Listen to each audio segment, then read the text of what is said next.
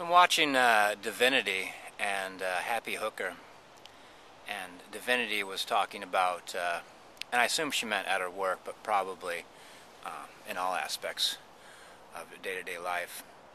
But people saying, "Hey, you should smile. How about a smile? Smile for me." And the Happy Hooker's talking about people are very casual with like reaching out to touch you or staring at you. And God, I felt such strong emotions. A long time ago, I lost my job. I was pretty much out of, I don't know, I was out of everything. So I got a job doing independent contractor work for security. And I worked at a couple different places that were intense.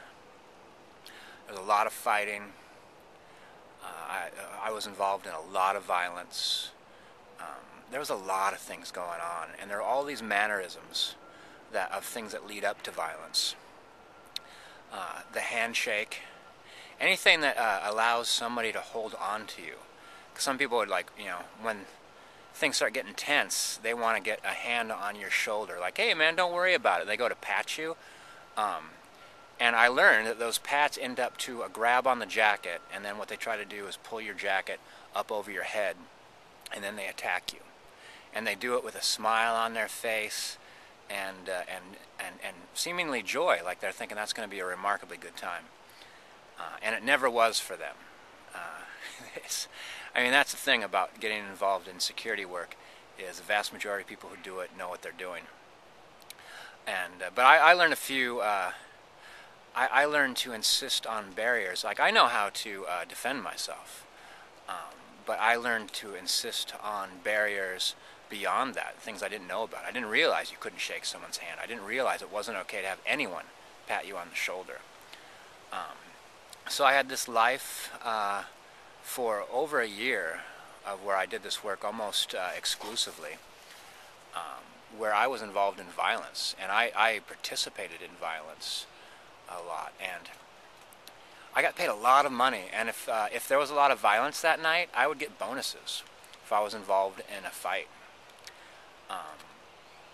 I after it was all over, when I got out of there, because it was a nightmare, and eventually I decided, like, see, I went down to nothing. I got this job. I got a lot of money together, and I gave up everything again, because I realized that this job kind of supports me well, but it's also the pressure. It was like being around a gravity well, or two different gravity wells. I was getting warped out of shape. My personality was changing. After work, if someone would reach for me, or if someone was staring at me,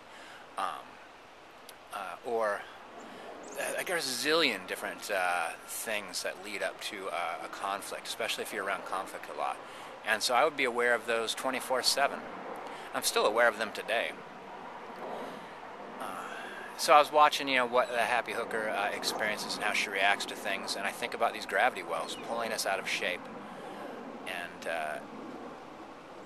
I was so happy to get out of there.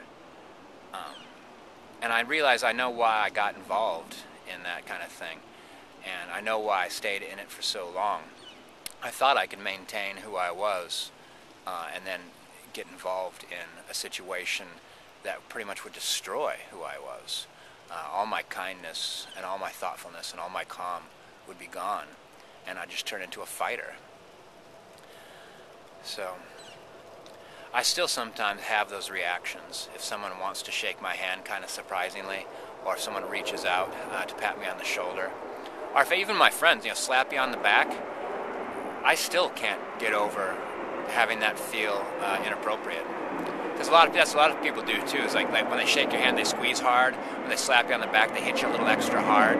Because really what they're telling you is that they're kind of sizing you up and letting you know that they're a threat. So you could get involved in things, groups of people, jobs, subcultures, friend cultures, whatever.